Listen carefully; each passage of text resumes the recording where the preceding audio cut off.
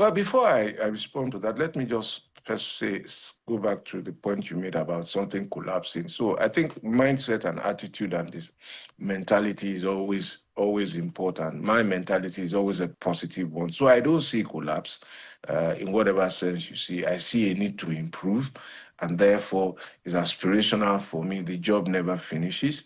But in terms of local governments, really, I think that the debate we must have is whether we really want autonomous local governments. It's a debate that must be had. As it stands today, it is unrealistic to expect autonomy for local governments created by the Constitution. They were not meant to be autonomous. That is my view after a very, very close reading of certain provisions of the Constitution. Some of those provisions provide, for example, that the local government, in its economic activities and all of that, will have laws made for it by the State House of Assembly.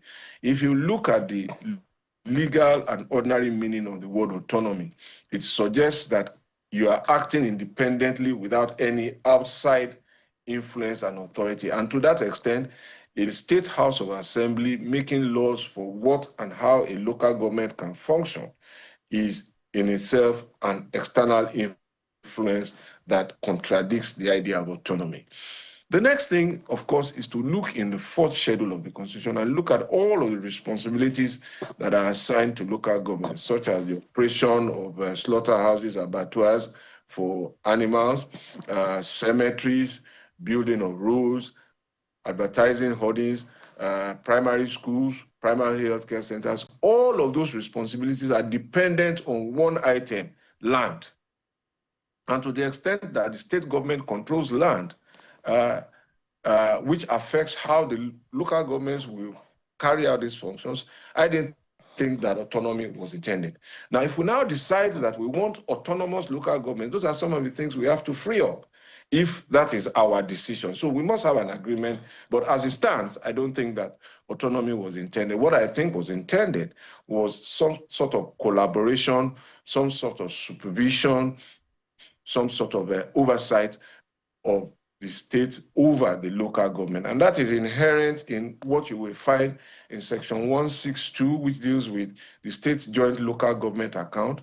And there is history behind the enactment of that section, because up till 1999, the local governments used to collect their monies directly from the Federation account under a process that I think was known as JAC, Joint Accounts and Allocation something. But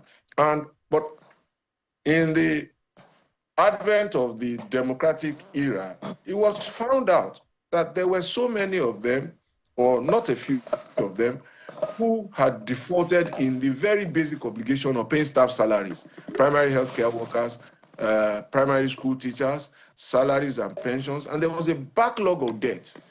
And I met some of that debt when I became governor, and we were working then. And I think that is partly the history behind the creation of the state joint local government account, to ensure that there was some supervision. Whether the supervisors have now become as culpable as those they were supervising is another narrative entirely.